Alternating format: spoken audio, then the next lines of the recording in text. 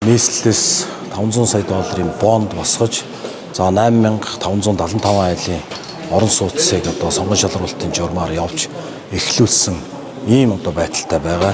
За ерөнхий сайдын одоо чөлөөлийн санаачлагын хүрээнд одоо нэгдсэн нэг Монгол улс энэ саяны яг миний одоо хэвлэлийн мэдээлэл өгдөх дээр бас яригдсан. За нэг ойлголттой, нэг цогц бодлоготой, нэг хяналттай ингэж ажиллах нь зүйтэй гэж ингэж одоо тооцож байгаа.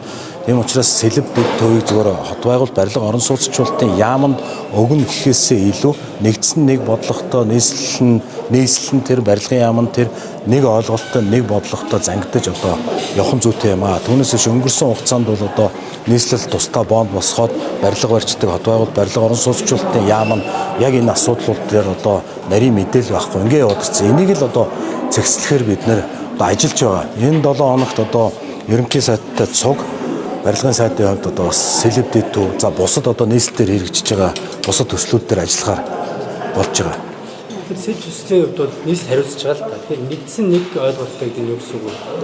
Яамн дээр ямар яам ямар болцоо. Энэ засгийн газар Монгол улс нэгдсэн нэг одоо төрийн байгууламжтай улс. За тийм учраас зөвхөн нийслэлээр биш одоо энэ төслүүдийг бид нэр зорилттой бүлгийн иргэдтэй за бусад одоо борлуулах журмаар энэ чинь журмууд байгаа шүү дээ. Энэ журмын дагуу ер нь яаж цаашд нь одоо боссны дараа хуваарлж олгох вэ гэдэг асуудлыг хамгийн нэгдүгээрт одоо газар дээр нь ерөнхий сайд явж одоо шалгалтууд хийж уулзалтууд хийхээр байгаа. 1008 орон сууц засыг хүлээлттэй байгаа шүү дээ. 7 сарын дундуур гэдэг байгаа. Энэ яг ямар ажил? За 1008 одоо төсөл бас энэ Улаанбаатар хотод төдийгүй улсын хэмжээнд баригдаж байгаа төслүүд маань дандаа одоо зээлийн нөхцлөөсөө шалтгааж янз бүрийн олон одоо гэрээтэй байгаа.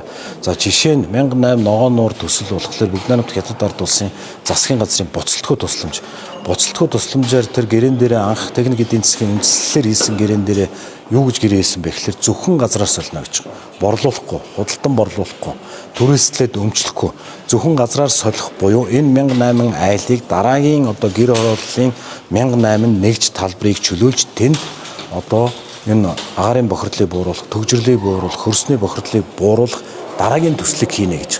Тэгэхээр энэ 1008 айлын одоо газраар солиод ногоон нуур 1008 айлын орон сууцнд оруулснаар дараагийн 1008-ыг чөлөөснөөр бид нэр тооцоол гаргаж үзсэн 5-аас 8000 айлын дараагийн тэр одоо 1008 айлын нэгж талбар дээр 5-аас 8000 айлын орон сууц барих ийм боломж олцоотой.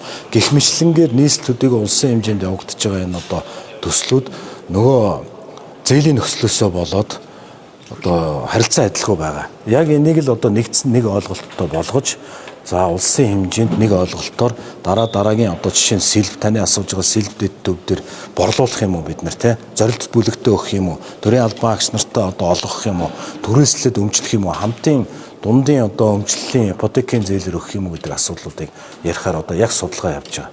Тэгэхээр тодруулаач би түрүүн асуусан л яг яам энэ сэлб төв төсөл дээр яг яаж оролцсон бэ? Сая би хэллээ шүү дээ. Одоо яам ерөнхий сайдын өгсөн чиглэлийн дагуу нийслэлээр байсан энэ төслийг одоо яам бид нар одоо судалгаа явуулж байна. Энэ 7 хоногт ерөнхий сайд ажиллана.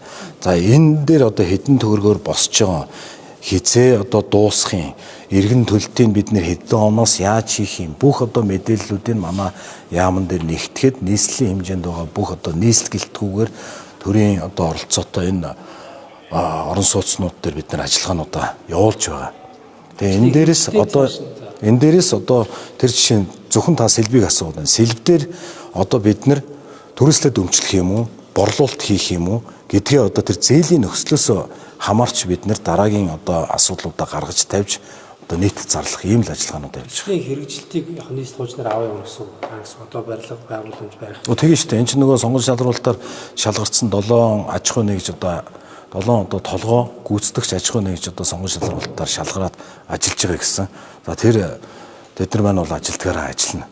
Ерөнхий зүгээр зохицуултын хувьд дараа одоо төслүүд болсны дараа улс засгийн газар ямар байдлаар одоо энэ төслүүдэд иргэдтэй хуваарлах уу гэдэг энэ зарчмаар л ажиллаж байгаа. Сэлб дээр нөгөө санхүүжилтийн асуудал нь зарцчаад байгаа шүү дээ. Улсын нөгөө зээлийн хэмжээ хэтэрсэн. За энэ одоо чиглэлийг өнгөрсөн 7 хоногийн 3 дахь засгийн газрын оролдооноор хот байгуулалт барилга орон сууцчлалтын яам надад одоо үүрэг болгосон. Тэгэхээр одоо яг нарийн одоо санхүүжилтийн асуудал. Яг өнөөдөр ихэд одоо нийслэлийн төрийн сангийн дарга за тэр сэлбэдэд төвийн одоо төслийн нэгжийн дарга нар манай яамн дээр 16 цагт одоо мэдээлэл өгөх гэдэг байж байна. Надад одоо яг нарийн мэдээлэл бол алга. Улсын хэмжээнд зарцсан барилгуудын жагсаалтыг ална гэсэн тийм. Тэгэхээр энэ ажил ер нь хэр явж байна? Танаа Энэ харин нэлээд хуулийг оруулж байна. Энэ одоо зарцсан барилгууд буюу ковидын үеийн одоо хүндрэлтэй нөхцөл байдлын улмаас за санхүүгийн за бусад одоо асуудлуудаас хямралд орсон зөвшөөрлөө аваагүй. Гэхдээ хууль зөрчөөгүй гэж хамгийн гол нь газрын тухай хууль зөрчөөгүй тий газар эзэмших ашиглах зөвшөөрөлтөө за бусад одоо газрын тухай хууль, усны тухай хууль, унтны усны тухай хуулиудыг зөрчөөгүй энэ одоо аж ахуй нэгжидэд зөвшөөрлийг нэмж одоо олгох энэ чөлөөлийн санаачлагын хүрээнд ерөнхий сайдын одоо өгсөн чиглэлийн дагуу бид нэр ажиллаж байна. За өнгөрсөн хугацаанд одоо нийслэлээр бол нэг нийслэлийн улсын хэмжээнд 867 одоо ийм барилгууд байгаа. Гэтэ бид нэр одоо яг өнөөдөр зарим нь хууль зөрчсөн байна уу?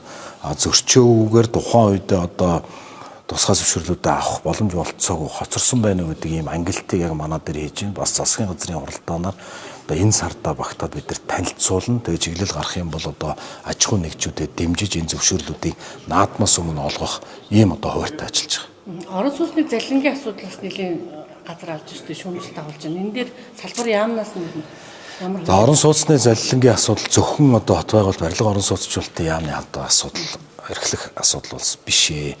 Одоо сэтгүүлч та бүхэн маань маш сайн мэдж байгаа. Энэ одоо энэ дотор санхүү мөнгөний лөөрийн асуудал явдаг тий.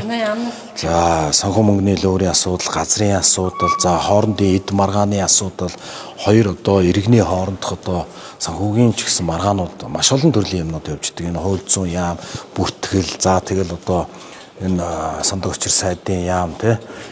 Энэ нэлээд хэд хэдэн талын оролцоотой. За зөвхөн манай яамн дээр одоо энэ хохирсон иргэдийн холбоо бүр төрийн бус байгууллага байгуулсан бил. Энэ төрийн бус байгууллагынхантай одоо би бас сайдын хуваар хүлээж авч уулзсан. За манай дээр ажлын хэсгүүд гарсан.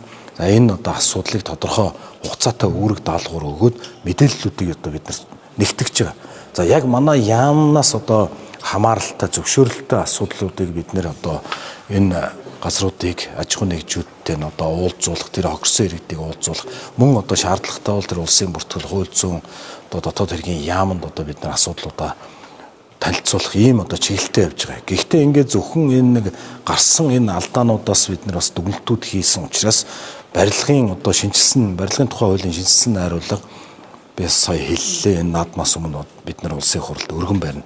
Бараг боогод бэлэн болсон хуулийн одоо бүх одоо хилцүүлгүүд яваад дууссан байна. За энэ дээр бас тодорхой хэмжээний одоо энэ алдаа завхарлыг засах одоо зүйл заалтууд орсон байна.